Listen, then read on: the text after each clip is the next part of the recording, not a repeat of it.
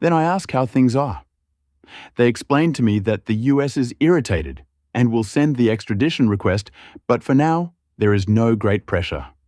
They assure me that the Venezuelan president will hold up the extradition until the embargo loosens a bit and the US agrees to some other conditions. I know I will have to disappear again.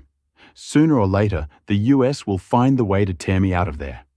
I spend all day thinking about how to fix my condition. If I could get to Russia, I would be safe, but I am not allowed to leave the country, and not even the city, without informing the Venezuelan authorities. I get in touch with the Russian embassy asking to get to Moscow. After a few days of talks, I was indirectly made to understand that Venezuela prefers to keep me as a bargaining chip to obtain concessions from the United States. Furthermore, Russia and Venezuela have close political-economic relationships.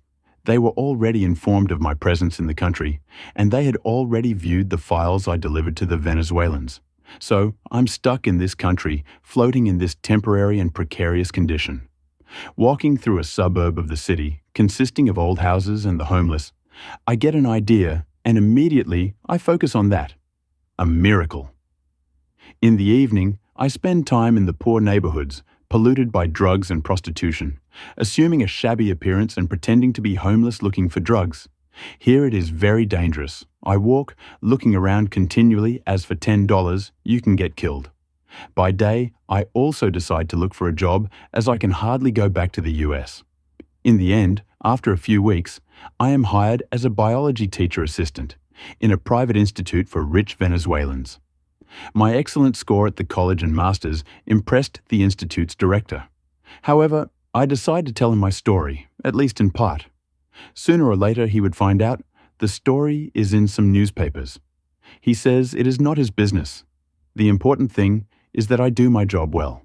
Then, in this grey period of my life, like a fresh rose in a winter garden, she appears, an American girl who teaches English in the same institute. Her name is Lana, easy to make friends with compatriots. She is an interesting girl, very pretty and cheerful, but with a fleeting attitude. Sometimes I feel her very close, as if there was a perfect understanding between us, and sometimes very distant, unattainable. I would like to understand, to get to know her, to reveal her mysteries, but she won't. Yet she keeps getting close, teasing me with smiles, messages, and winks. It occurs to me that she might have had some troubled relationship in the past, and that is why she imposes caution on herself. I often observe her from afar. I like to see how she moves, how she walks, her shape, and her hair. When she approaches, I breathe deeply to smell her perfume. It is exciting and inebriating. It makes me dream. I'd like to touch her, caress her, kiss her. I try to imagine her in her intimacy in her house, when she sleeps, or in the morning in her pajamas. I dream thinking of seeing her around my house. Without realizing it in a short time, I am attracted by the vortex that envelops her. I reach the point of no return, and I fall in love. A short time later, we begin a relationship of immense joy, and for me, also of anxiety. I am afraid of losing her because of my fugitive life. But after a while, everything is so spontaneous and natural that it makes me serene and calm. With some difficulty, I do my best to keep the relationship a secret. I tell her that I prefer to hide it at least at the beginning. It is better not to feed gossip in the institute. It could stimulate research into me. I prefer if nobody knows about my escape from the US. One day on the internet, she discovers my story and asks me for clarification. A fight breaks out. I explain to her that I was afraid she wouldn't believe my version of events. I explain exactly what happened and how I was set up.